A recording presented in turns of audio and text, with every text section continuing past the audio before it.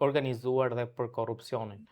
Zoti Shlima, ka dalë një raport i avokatit të popullit lidhur me procedurën që ka ndjekur Policia e Shtetit, Policia e Burqeve dhe Byroja Kombëtare e Hetimit ndaj Erion Veliet për një vizitë që ai ka pasur në spital. Çfarë ju bëri përshtypje nga ky raport dhe çfarë masash duhet marrë në fakt lidhur me këtë gjetje të avokatit të popullit? Nuk kam parë asnjëherë në asnjë procedim penal gjatë gjithë këtyre viteve që unë jam në profesionin e avokatit, të një pandehur dhe një të dënuarit ose një person i cili ka të lashe me drejtsin, të ketë monitorim maksimal në telefon, në komunikim, me çfarë do lloj procedurë që ka të bëjë me shëndetin e tij, ashtu siç ka ndodhur te zoti Veliaj.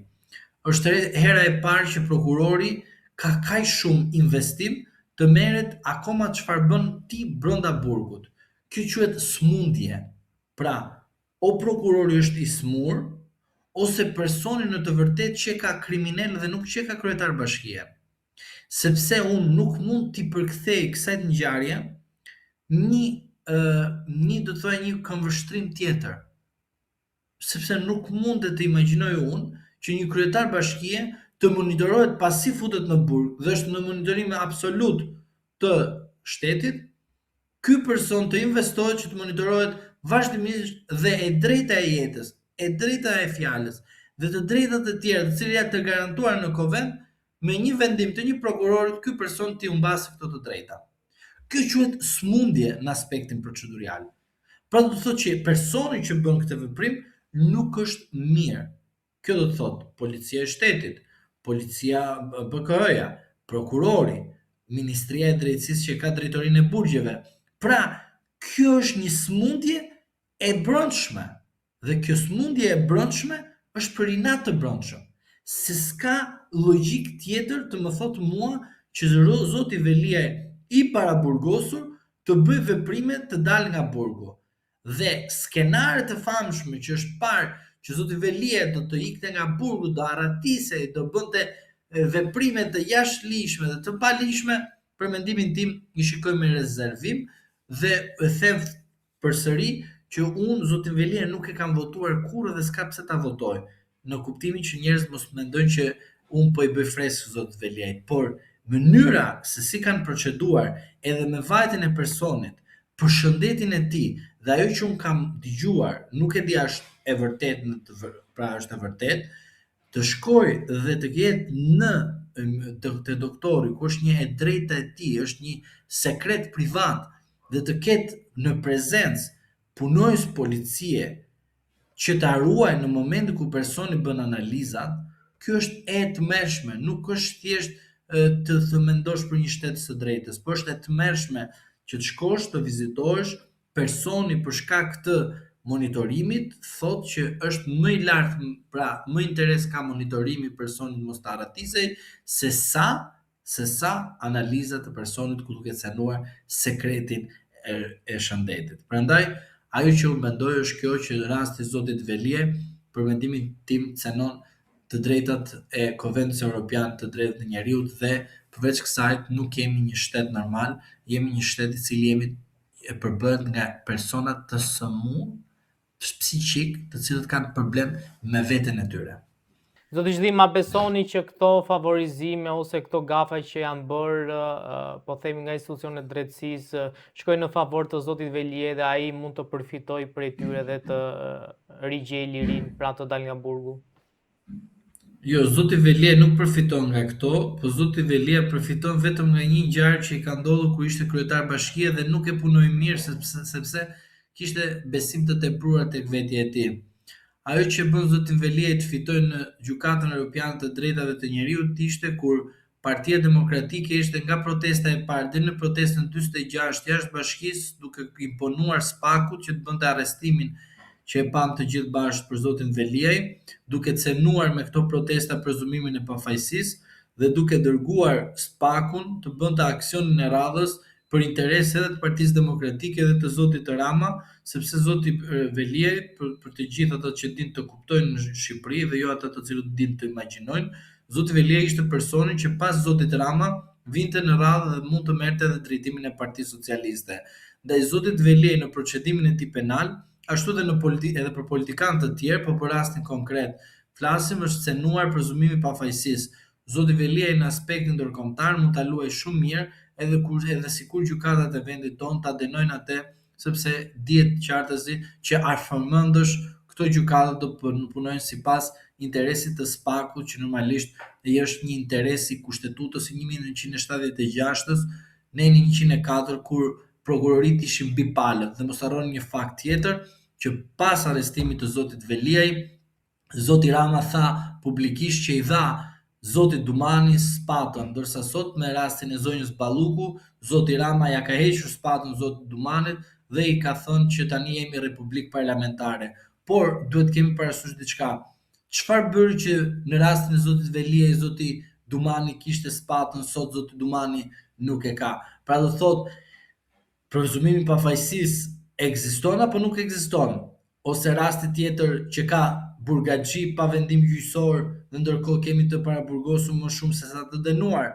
Rama, kur e kuptoi këtë gjë? Kur arrestoi zoti Veliaj, ose kur i erdhi një gjë e paporositur, po në mënyrë indirekte e porositur, po sigurisht që do të bëjmë viktimën e radhës, që të bëjmë sikur po ndodh tek rrethi jon, por në fund fare duhet të justifikojmë me rastin e burgimeve pa vendim gjyqësor. Prandaj them që zoti Veliaj, për mendimin tim, nuk është se përfiton vetëm nga ky rast, po përfiton nga shumë raste të tjera, sepse duhet kemi parasysh që kur bën statistika të nxituara, sigurisht që ekziston shpëtimi. Tani, a është i aftë zoti Veliaj të bëjë marrëveshje dhe pakt politik për të shpëtuar veten e tij politikisht, jo vetëm juridikisht, sepse juridikisht është një moment tjetër të cilën nuk ka fare lidhje, por politikisht zoti Veliaj, për mendimin tim, duhet të bëjë një pakt politik me zotin Berisha dhe zotin Meta për të shpëtuar edhe juridikisht. Kongresi Amerikan pritet që të miratojë një rezolutë e cila duket se është një goditje shumë e madhe për politikën shqiptare, për oligarkët e sidomos për krimin e avokatësie. Pat këtë lajm që Kongresi Amerikan duket se e ka marrë seriozisht Shqipërinë dhe ndoshta e ka marrë seriozisht edhe pastrimin e politikës shqiptare nga persona që dije që janë të korruptuar. Duhet kemi parasysh diçka që në datën 20 janar 2025, ardhja e Trumpit shënoi një linjë të re në politikën ndërkombëtare. Nga ajo datë deri më sot, zoti Trump është marrë gjithmonë me politikën e jashtme, duke shuajtur apo të negociuar në pushimin e shumë luftrave të cilët kanë ndodhur në botë. Nga janari 2026 në maksimumin e janarit 2027, zoti Trump do të merret me Ballkanin Perëndimor, përfshi dhe Shqipërinë. Linja Trump do të ketë një strategji të caktuar në disa vende të rëndësishme të Ballkanit Perëndimor, Kosovën, Shqipërinë, Malin e Zi dhe Maqedoninë. Këto shtete do të jenë pikërisht piknisja e diplomacisë së zotit të Trump në Ballkanin Perëndimor. Mos harroni faktin që zoti Trump dhe Elon Musk fillojnë një luftë të ashpër me Bashkimin Evropian. Bashkimi Evropian do të përballet me një, do thoja, luftë midis Amerikës, BE-s, e cila do të mbizotrojë në Ballkanin Perëndimor. Linja Trump nuk do të lejojë Bashkimin Evropian të jetë në kushtet që është sot, në protagonizmin e vet në Ballkan, por edhe me vendet të Bashkimit të Ballkanit Perëndimor që të shkojnë drejt Bashkimit Evropian. Prandaj 2026 në tërësinë e vet, jo thjesht për 90 ditë apo 100 ditë, do të qëndrojë, do të thoya, në një situatë jo të qëndrueshme. Në kuptimin e qëndrueshmërisë duhet kuptojmë që do ketë destabilitet të brendshëm institucional në Bashkimin Evropian. Do të shikojmë partitë politike që i qëndrojnë të grupit të së djathtës, që do të jenë të atashuar në mendimet e zotit të Trump, dhe përveç kësaj, linja e Trump po instalohet zyrtarisht jo përmes bizneseve, por përmes aspektit legjislativ duke mbrojtur interesat e Shtetit Bashkuar të Amerikës. Se mos të harronim një fakt të rëndësishëm që ne si shqiptarë duhet na interesojë. Investimi Shteteve të Bashkuara të Amerikës për Kosovën nuk është një investim i një presidenti apo i një senati, po është një investim i parave të amerikanëve që kanë investuar për pavarësinë e Kosovës. Dhe mos të harroni edhe një fakt tjetër të rëndësishëm që ne do ta kalojmë për disa ditë, formimi i qeverisë e Kosovës pas zgjedhjeve të 28 dhjetorit nuk do të vijë nga një person që quhet Albin Kurti, sepse është edhe barazohet sipas mendimit dhe linjës Trump, njeriu i Sorosit. Prandaj këto sanksione, këto veprime që bën administrata e Trumpit do jenë veprime të cilët vendosin edhe Shqipërinë dhe politikën shqiptare, por edhe biznesin ekonomik të vendit në ethe, dhe këto ethe sigurisht do të kenë një mesazh të qartë.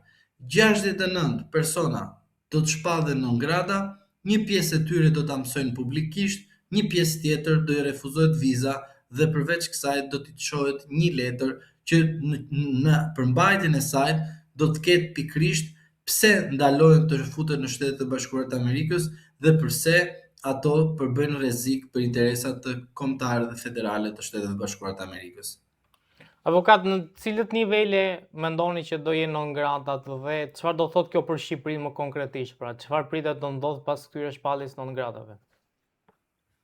Në Shqipëri do të ndodhi ajo që nuk është parë ndonjëherë, që Shteteve të Bashkuara të Amerikës dhe sidomos në vendin tonë nuk do të kemi një shpallje e cila do të ketë për masat e rast të Zojt Berisha. Do të kemi të bëjmë me qeveritar, me funksionar publik, me persona të cilët më aktualisht kanë pushtet dhe nuk ka të bëjë me persona të cilët nuk kanë pushtet. Por këtu duhet të nënvizojë diçka. Për persona të cilët nuk kanë pushtet, por janë në politikën shqiptare dhe kanë mundësi ndryshimesh ligjore ose kanë mundësi përmes atyre që ne themi pushtetit ekonomik dhe cenojnë në një farë mënyre direkte ose indirekte interesat e Shtetit të Bashkuara të Amerikës, do të ketë patjetër masa, por nuk do të jetë në rastin si në rastin e Zotit Berisha, pra nuk do jenë shumica e rastit, po do jenë disa individ, të cilët nuk cenojnë apo ose më mirë nuk kanë një pushtet aktiv. Për sa i përket qeveritarëve, sigurisht që ju duhet të dini që do të kenë persona të cilët do të sanksionohen dhe do të jenë ministra, deputet, kryetar bashkie dhe pse jo dhe për herë të parë kryeministri në detyrë, pra Edi Rama. Është lajm i bukur, mendoj duhet të qeshim, por e vërteta është një lajm real. Tek zoti Rama e kam thënë tek ju që i është dërguar letra dhe ajo që unë kam thënë vazhdimisht tek ju është që ai e ka letrën te sirtari i tij, por mos harroni një fakt që nga kjo letër ai kishte të drejtë ose detyrën të bënte dy veprime, të shtypte gazin ose frenat, por pasojat në të dyja anët do të ishin pothuajse në komandën e tij. Pra, në rast se do të shtypte frenat në mënyrë të menjëhershëm, sigurisht pasojat do ishin të rënda. Në rast se do shtypte frenat në mënyrë diplomatike dhe me marrëveshje politike me kundërshtarin politik, sigurisht që tranzicioni politik, rotacioni politik do të ishte i mundur me një pakt ose më mirë me një aleancë dhe një marrëveshje e cila ka të bëjë me një qeverisje e cila do të ishte e përbashkër me synimin e Bashkimit Evropian pra antarësimit të vendit. Prandaj, për mendimin tim, rasti i non gradës apo rasti i sanksionit ndaj zotit Rama mund të vijë si një lajm i papritur, i paimagjinueshëm, i cili për mendimin tim është një lajm politik për herë të parë që një vend si vendi ynë përballet me një sanksion të tillë nga Shtetet e Bashkuara të Amerikës. Dhe zoti Trump, për mendimin tim, nuk po luan si biznesmen, por po luan si politikan përmes trurit të tij të biznesit që të mbrojë interesat e Shteteve të Bashkuara të Amerikës. Prandaj, ajo që unë dua të them tek ju dhe tek opinioni publik, Kjo listë do të jetë e gjerë, do të jetë një listë e rëndësishme për politikbërjen shqiptare, por duke uruar që qytetarët shqiptarë do ta marrin si një mesazh reflektimi dhe përmes votës ndryshimi dhe ndëshkimi të atyre të cilët kanë cënuar jo vetëm interesat e shtetit tonë, por edhe interesat të aleatëve tanë dhe partnerëve tanë strategjik të Bashkimit të Amerikës dhe NATO. Zoti Zhlima, po shkohet drejt një qeverie teknike? Qeveria teknike do të shkohet, por me synimin e një krize artificiale, e cila do të ketë në përmbajtjen e saj të ndryshime kushtetuese, ndryshime të kodit zgjedhor, ndryshime të sistemit territorial dhe integrimi i Shqipërisë në Bashkimin Evropian. Jemi drejt kësaj rruge për arsye jo vetëm të krizave, jo vetëm të sanksioneve, por jemi për shkak se në asnjë vend të Bashkimit Evropian nuk mund të shkohet në shtëpinë europiane parimore demokratike me një qeverisje e cila ka marrë 83 mandate. Qeverisja e Partisë Socialiste me 83 mandate nuk nënkupton Bashkimin Evropian, por nënkupton Bashkimin Sovjetik.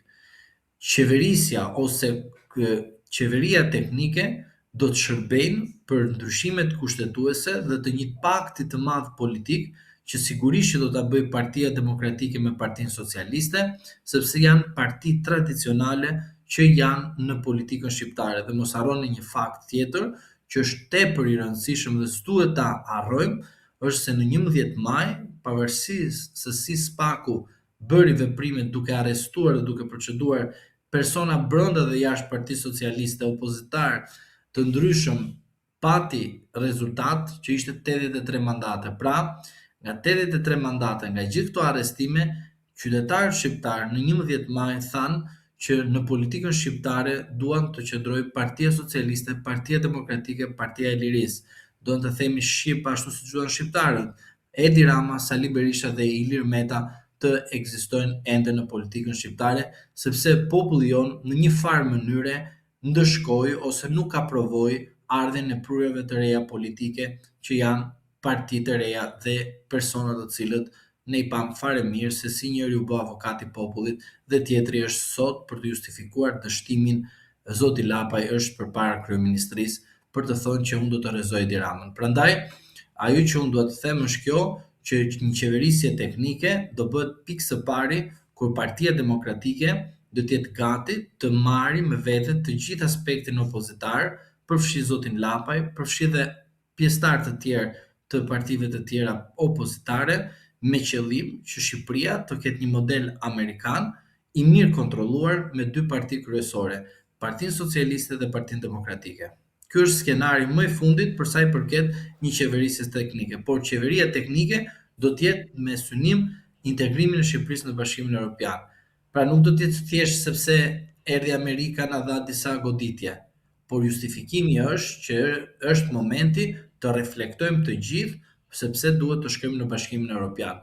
Dhe fatura në fund fare, kur të kemi një dështim edhe në Bashkimin Evropian, do të faturohet popullit për shkak se pushteti do të thotë në një moment të dytë që shikoj ju deshët Bashkimin Evropian, unë ju çova, pra nuk ja pse më kërkoni mua ju llogari, pra e keqja nuk ardh nga mua, po ju ishit ata të cilët nuk ndaluat të keqen.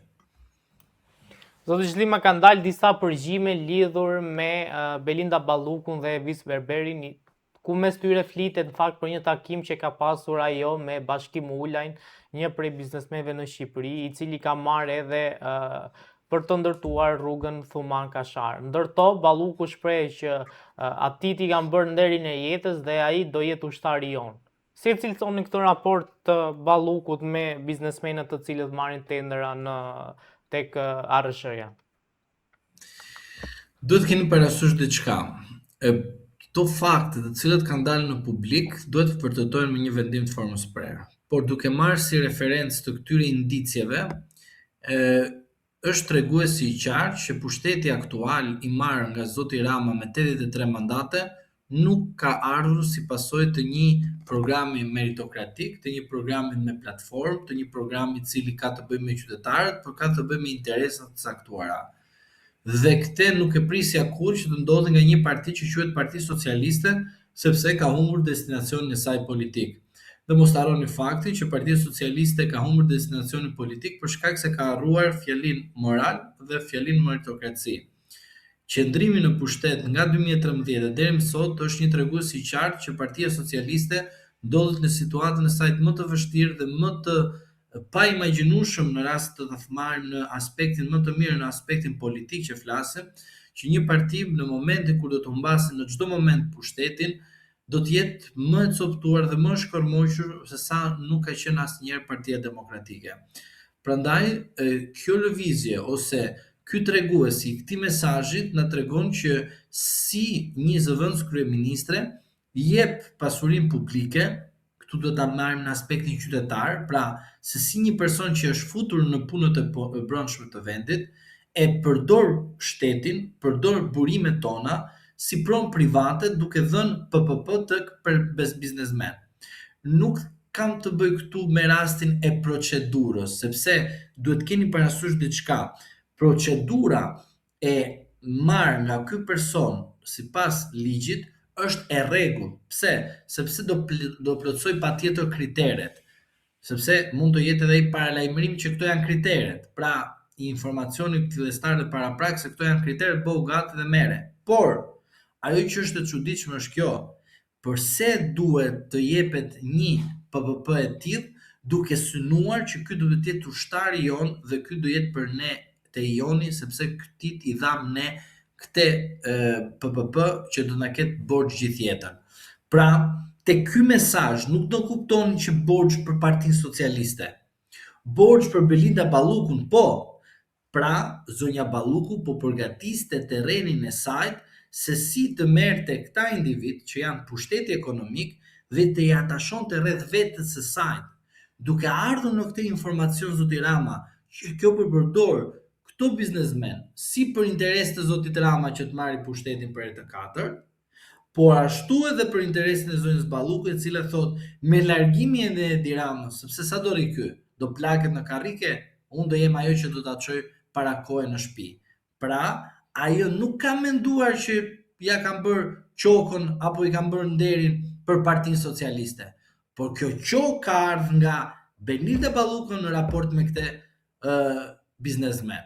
Pra, ju duhet kuptoni që lufta që i bëhet sot zonjës Balluku nuk është penale.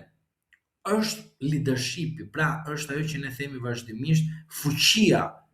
Dhe fuqia në rastin konkret e zonjës Balluku ishte që të lajkoste të gjithë këta me na një cop PPP-je, që ajo nesër t'i përdorte këta individ duke sulmuar Edi Ramën.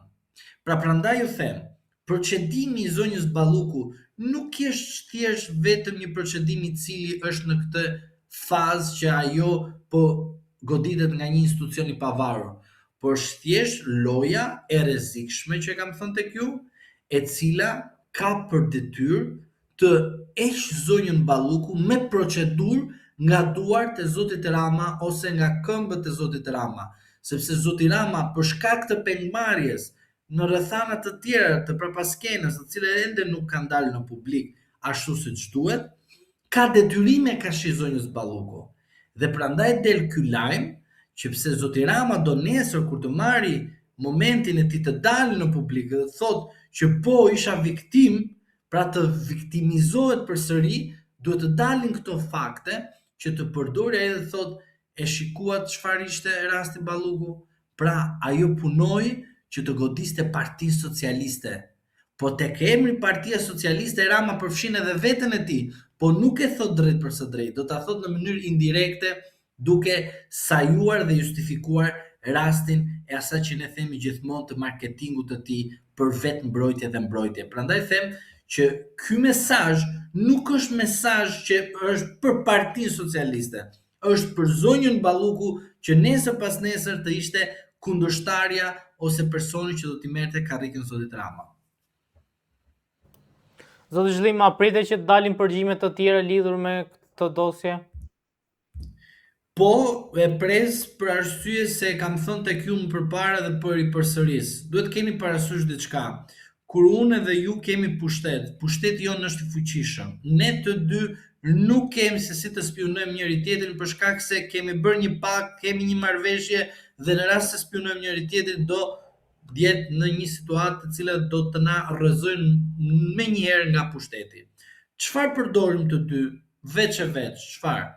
Mjetin kallëzim dhe vendosim individ të cilët na kallëzojnë kundërshtarin dhe në fund fare duket kundërshtari, por në fund fare nuk dukem unë si kallëzues, sepse unë jam i përfshirë me ty dhe në rastin konkret nuk mund të kallëzoj veten time dhe të futem edhe unë në grop. Por ajo që ju duhet kuptoni te ky rast është shumë i thjeshtë. Përgjime ka sepse ata nuk kanë menduar kurrë që do të prishin pazare sepse kanë qenë gjithmonë në mendimin e pazareve të vazhdueshme të qëndrueshme fitipruese për ta.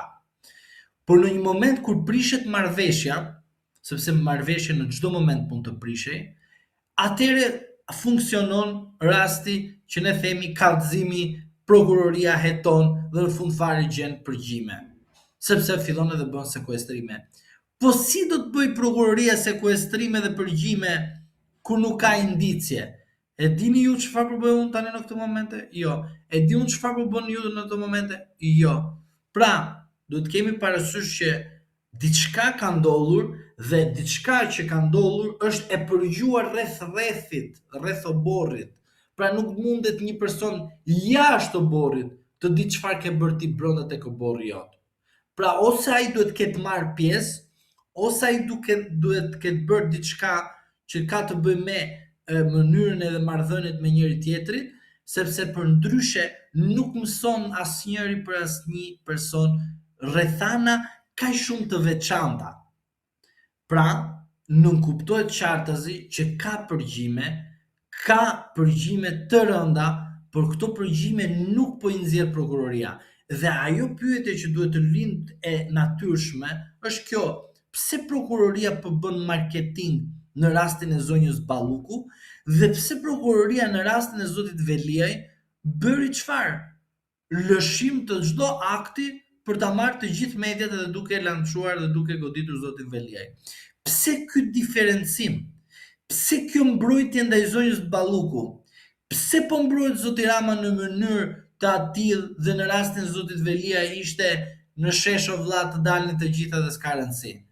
Pra do të thotë që edhe vetë prokuroria është në lojën e radhës që të kujdes zotin Rama në një moment të caktuar kur për prokurorinë do të përbëj rrezik edhe zoti Rama.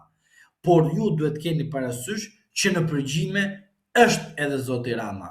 Por puna është kjo: a është ndonjë prokuror i cili devion hetimin dhe e spastron zotin Rama nga aktet procedurale? Sepse prokurori mund ta zvarrisë, apo gjëja mund të pastroj prova dhe në fund fare prokurori harton kërkesën për dërgimin e çështjes në gjykim dhe mundet të dalësh dhe i pastër për shkak se prokurori është të këtij kalibri, pra mund të jetë pjesë e partisë.